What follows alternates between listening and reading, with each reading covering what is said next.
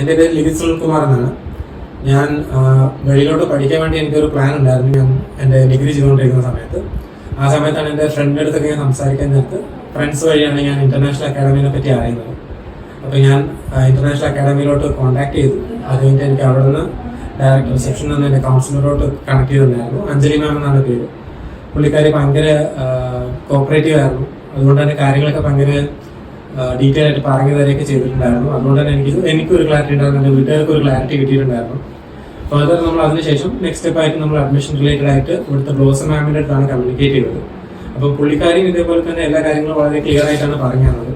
നമ്മുടെ അഡ്മിഷൻ പ്രോസസ്സും എന്തൊക്കെയാണ് ക്രൈറ്റീരിയ അങ്ങനത്തെ കാര്യങ്ങളെല്ലാം. സോ അതുകൊണ്ട് എല്ലാ പ്രോസസ്സും ഭയങ്കര സ്മൂത്ത് ആയിരുന്നു. കാര്യങ്ങളൊക്കെ ഭയങ്കര എളുപ്പം മനസ്സിലാവുന്നുണ്ടായിരുന്നു.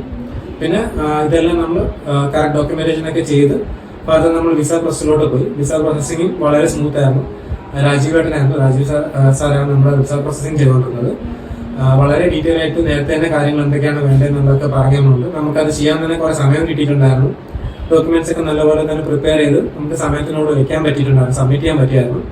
അപ്പം എനിക്ക് February 2 തന്നെ വിസ കിട്ടി.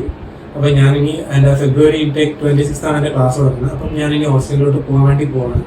അപ്പം ആരെങ്കിലുമൊക്കെ ഫർദർ അബ്രോഡ് സ്റ്റഡീസ് പോകാൻ പ്ലാൻ ചെയ്യുന്നുണ്ടെങ്കിൽ ഞാൻ ഉറപ്പായിട്ടും ഇന്റർനാഷണൽ അക്കാഡമി സജസ്റ്റ് ചെയ്യുന്നതാണ്. Thank you.